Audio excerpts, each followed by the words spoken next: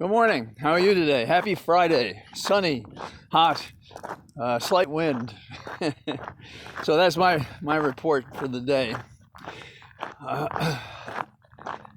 Doesn't it seem true to you that the government, even those you favor, those who will break your heart, are the last ones to do the right thing until the last possible moment, and putting at risk the success because of that? I think we, the people, make a big difference, and I have a specific idea in mind. One is, remember a short time ago, the New York Times had a 45-minute recreation of January 6th from the standpoint of what happened in the street, what happened inside the Capitol, who was responsible, kind of underscoring the rioters as the focal point. And then a few days ago, we had a report from a book in the Washington Post, and this was about how Trump handled so badly the day of the election, and the advice from Rudy Giuliani, just say we won.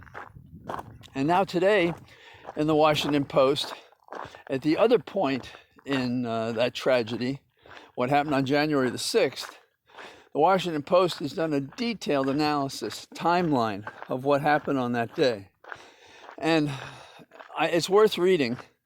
And if you could dissociate yourself, you would think, what an amazing story. But then when you realize it's real, was that our country was at risk, that Pelosi said we're in danger of losing the country while this was going on, that Pence stood up to his oath of office and resisted the very many times that he was encouraged to just leave the Hill, go away, be safe, and on the other hand, to betray his oath of office and to say, oh, the election hadn't been won by Biden.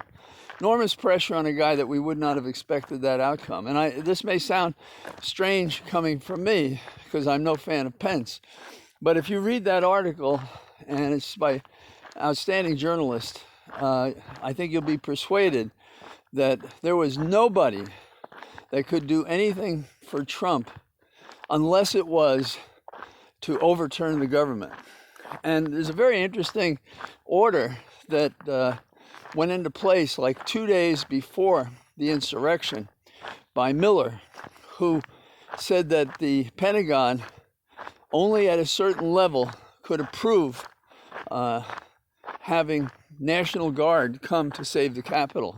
Now, I didn't put it that way, but the fact that it was only 2 days before the insurrection suggests that they wanted that same kind of delay that we've seen in Haiti that resulted in that assassination. And in my opinion, that lesser situation, as important as it is to geopolitics, or at least regional politics, consider how if the delay in supplying forces to the Hill had been longer than it was after 6 o'clock, the government might have fallen. The democracy might have fallen. We might have had the Reichstag. It's very interesting to read how Ivanka went charging around. But I think these are all conscience stories. These are people all protecting themselves, because, you know, to say that, oh, I whispered you shouldn't do this, and then to not have any effect, and not to go public and say it, and to, well, anyhow, the stories, what I'm underscoring is we, the people. That is, again, it's not some select committee that said these things. It's not some congressional committee. It's not some prosecutor in one of the U.S. Attorney's office. It's not the Department of Justice. Again, it is the First Amendment through these newspapers, just as it is our voices amassed against the lazy way we look at this still brewing assault on our democracy. Now, another thing that upsets me, I put this in my upset column. I said upset yesterday, so I'm saying it again today. So I'm a little repetitive. What can I say? I have always been a fan of Justice Breyer, Associate Justice Breyer, and now the oldest serving judge on the court. And people are pushing him to resign. He should not resign. And he said himself, there are two questions I have about when I'll resign. One is, what's my health? And the second is the court. And we have seen how the people on the Hill can mess up anything. Now, what happens when we nominate somebody else to be safe, not as good as Breyer, who gets on the court without the experience or persuasion that he has? And another important case comes up, like the opinion that Breyer wrote on the Affordable Care Act, Obamacare. Then where are we? People just don't pay attention to these things. Also, why is it we have to eat our own? Why, whatever happened to the language about, changing the number of people on the court, impeaching the people who shouldn't be on the court, attacking rightly and justly the partisanship and politics of the court? Why aren't we talking about that? Okay. We talked only a day or so ago about the EU actually doing something to deal with global warming. And now today we're reading about floods across Europe that are literally drowning and killing people because the Rhine is overflowing.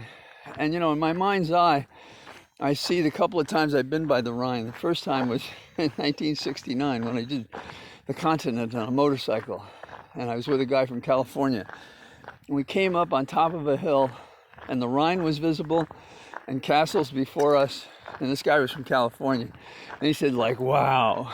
And I said, you can't say that. It's too trite.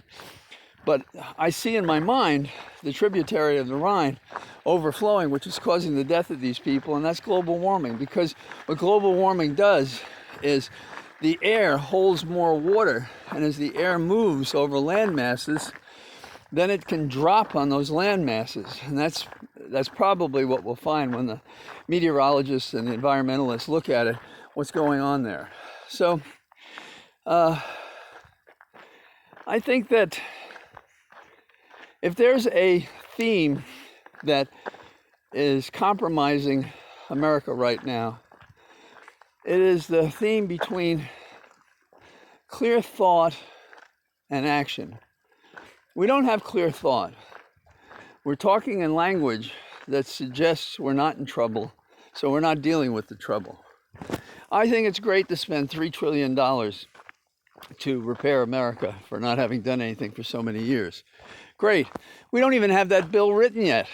And what happened to the $2.2 trillion? And is this really a political statement to offset the failure to address the filibuster?